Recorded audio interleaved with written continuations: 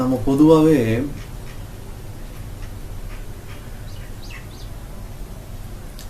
நம்ம வாழ்க்கையில்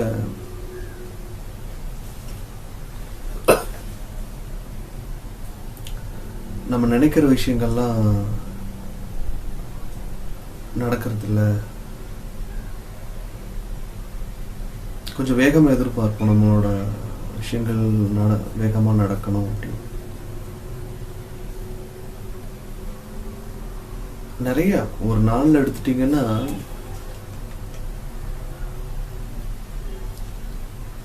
சின்னதாக ஒரு நாளைக்குள்ளேயே நம்மளுக்கு ஏகப்பட்ட எதிர்பார்ப்புகள் இருக்கும். ஒவ்வொரு நிமிஷத்துல இருந்து நீங்க பாத்தீங்கன்னா நீங்க தூங்குறதுக்குள்ள நம்ம இவ்வளவு விஷயங்கள் நம்ம லைஃப்ல எதிர்பார்த்துடுறோமா இந்த ஒரு நாளைக்குள்ளங்கிறதே உங்களுக்கு தோணும்.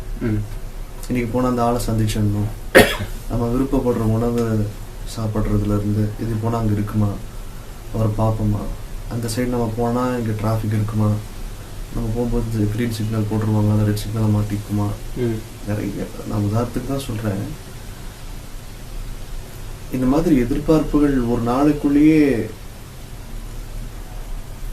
ஒரு பஞ்ச் ஆஃப் எதிர்பார்ப்புகள் நிறைய இருக்கு.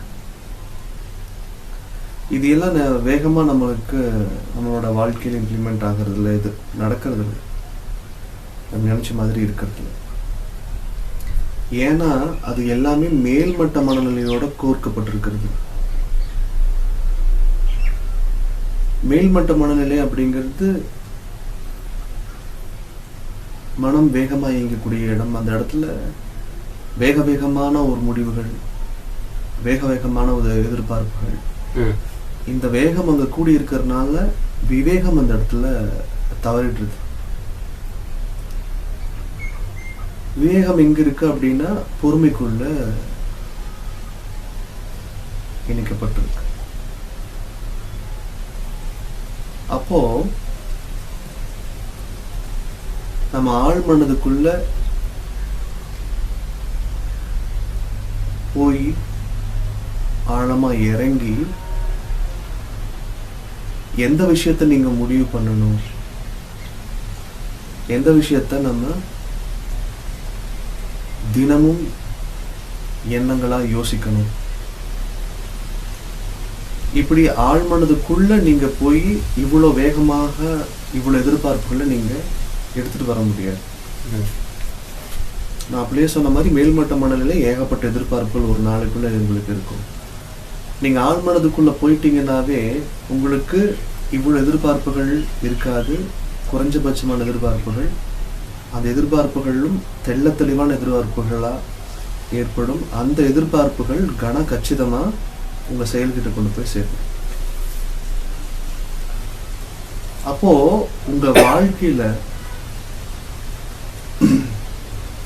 இந்த ஆம்பிஷன் சொல்றது, உங்க வாழ்க்கையில நீங்க எடுக்கிற முக்கியமான லட்சியங்கள் அப்படிங்கிற வார்த்தை, இந்த ஆம்பிஷனுங்கிற வார்த்தைன்னா சங்கல்பங்கள்னு சொல்ற வார்த்தை, விரதங்கிற ஒரு வார்த்தை, இது எல்லாமே போய் ஆழ்மனதுல தான் புதையும். ஒரு உதாரணத்துக்கு உன்னோட ஆம்பிஷன் என்ன அப்படின்னு நம்ம கேட்கும்போது அந்த ஒரு நபர் இவர்கிட்ட திஸ் இஸ் மை ஆம்பிஷன் அவங்க சொல்லுவாங்க. அந்த ஆம்பிஷன் ரொம்ப ஆழமா அவங்க ஆழ் மனசுல புதைச்சிருந்தா மட்டும்தான் தினத்திற்கும் அவங்க வாழ்க்கையில அவங்க என்ன அவங்க ஆம்பிஷனோ அதை நோக்கி போறதுக்கு அது சம்பந்தமான எண்ணங்களை ஆழ்மனம் உற்பத்தி பண்ணும். அதை அடையிறதுக்கு லட்சியத்துக்கும் அதே மாதிரிதான் உங்க சங்கல்பங்கள், கடுமையா ஒரு சங்கல்பம், இந்த மாதிரி பழக்கத்தை நான் விடணும், ஆழ்மனதில் கொண்டு போய் அதை ஆழமா புதைக்கணும். ஆழமா எப்படி புதைக்கிறது?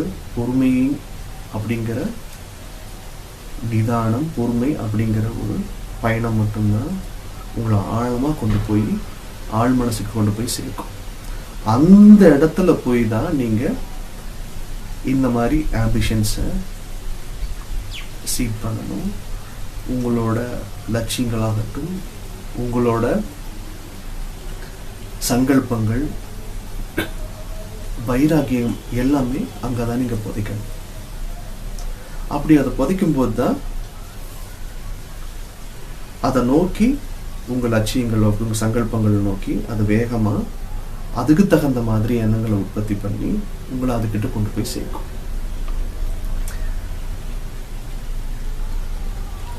இப்போ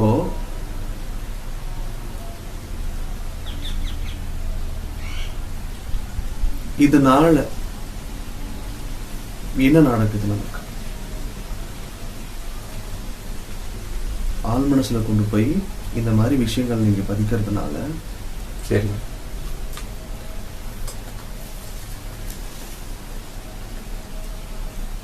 உங்க வாழ்க்கையில இந்த வித்தையை ஒரு தடவை நீங்க கத்துக்கிட்டீங்க அப்படின்னாவே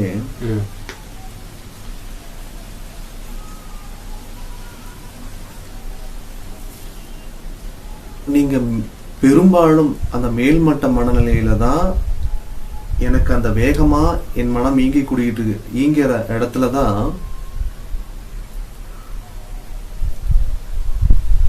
எனக்கு அதிகமான எதிர்பார்ப்புகள், அந்த அதிகமான எதிர்பார்ப்புகள் துன்பமும் சேர்ந்து வந்துடுது.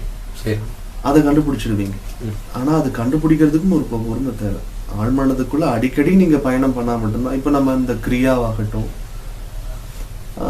இந்த தியானங்கள் ஆகட்டும், நம்ம சொல்லிக் கொடுக்குற விஷயங்கள், பொதுவாக வெளியே இருக்கிற விஷயங்களிலும் உங்களை இந்த அடியாளத்துக்கு கூட்டு போகும்போது நீங்க ஆட்டோமேட்டிக்கா தினத்திற்கும் நீங்க பயணம் பண்ணிக்கிட்டே இருக்கிறதுனால, உங்களோட உள் உலகத்துக்குள்ள பயணம் பண்றதுனால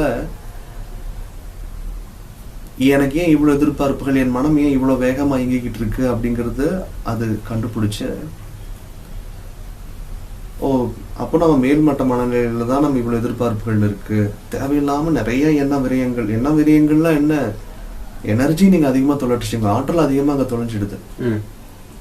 மேல்மட்ட மனநிலை ஆழ்மட்டமா இருந்தாலும் மேல்மட்டமா நீங்க உங்களோட அசைவுகள் எல்லாமே எனர்ஜி செலவாகுது. மேல்மட்டத்திலேயே இருக்கும்போது அதிகமா செலவாக ஆரம்பிக்கும். இப்ப நீங்க ஆள் மனசுல அதிகமா நீங்க பயணம் பண்ண எனக்கு இவ்வளவு ஆற்றல் மட்டும் செலவு பண்ணா போதுங்கிறது உங்களுக்கு கண்டுபிடிச்சிருவீங்க. அப்போ குறைஞ்சபட்ச ஆற்றல்ல ஆழ்மனதுக்குள்ள போகும்போது குறைஞ்சபட்ச ஆற்றல் நம்ம செலவு பண்ணாலும் தெளிவான ஒரு முடிவுகள் எடுக்க முடியுது, தெளிவா ஒரு விஷயத்த ஃபோக்கஸ் பண்ண முடியுது. அந்த தெளிவான ஃபோக்கஸ் அந்த ஆள் மனசுக்குள்ள உங்களோட ஆம்பிஷன்ஸோ இல்ல உங்களுடைய தேவைகளோ உங்களோட நீட்ஸோ உங்க வேண்டுதல் ஏதோ ஒன்று ஆழமா கொண்டு போய் புதைக்கும் போது அது ஆட்டோமேட்டிக்கா அதுக்கு தகுந்த எண்ணங்களை ப்ரொடியூஸ் பண்ணி உங்களோட டார்கெட் என்னவோ, உங்களுக்கு தேவைகள் என்னவோ, உங்க எதிர்பார்ப்புகள் கிட்ட ரொம்ப தெளிவா கொண்டு போய் சேர்க்குது குறைஞ்சபட்ச ஆற்றல்லையே. அப்போ இந்த வித்தை இதை கத்துக்கும் போது ரொம்ப ஈஸியா உங்க டார்கெட்டை நீங்க அச்சீவ் பண்ணவும் முடியும். அதே மாதிரி ஆழ்மனதுக்குள்ள நீங்க நினைச்சு பார்க்க முடியாத நிறைய சீக்ரெட்ஸ், ஒரு பவர்ஸ் எல்லாம் அதுகிட்ட இருக்கு. அது உதாரணத்துக்கு உங்களுக்கு சொல்லணும் அப்படின்னா, நீங்க டெய்லி வீட்டுல இருந்து கிளம்பி ஆஃபீஸ் போறீங்க அப்படின்னா ஆட்டோமேட்டிக்கா நீங்க அந்த வழியில பயணம் பண்ணி போவீங்க. உங்க ரூட் ஆக்சுவலா ஆள் மனதுல சேவ் ஆயிருக்கு. திஸ் இஸ் த வே நான் போற வழிங்கிறது உங்களுக்கு தெரியும். ஆனா நீங்க போயிட்டு இருக்கும்போது அந்த வழியில போகும்போது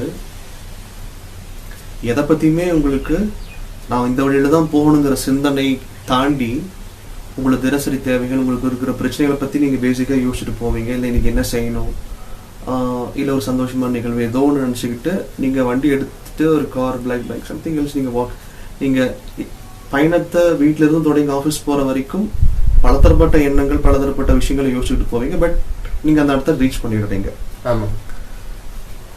இப்ப நான் உங்ககிட்ட ஒரு விஷயத்த பத்தி கேட்கிறேன், நீங்க இதை யோசிச்சுட்டு தான் வந்தீங்களா அப்படின்னா, இல்ல ரெகுலரா வந்ததுனால ஆட்டோமேட்டிக்கா நான் வந்துட்டேன். என்ன சிந்தனைகள் ஓடிட்டு இருந்தது, இது இந்த மாதிரி சிந்தனைகள் ஓடிட்டு இருந்தது. சரி, ஓகே.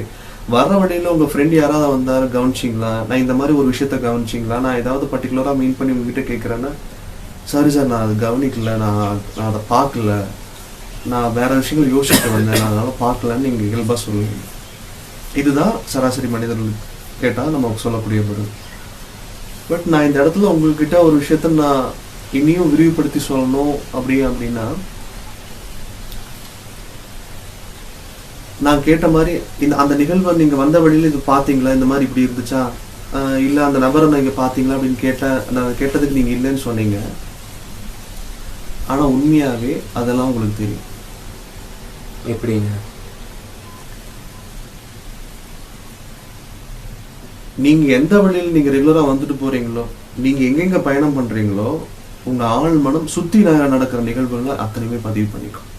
நீங்க பாக்குறீங்க, கவனிக்கிறீங்க, அதை பத்தி எல்லாம் அது கவலை கிடையாது.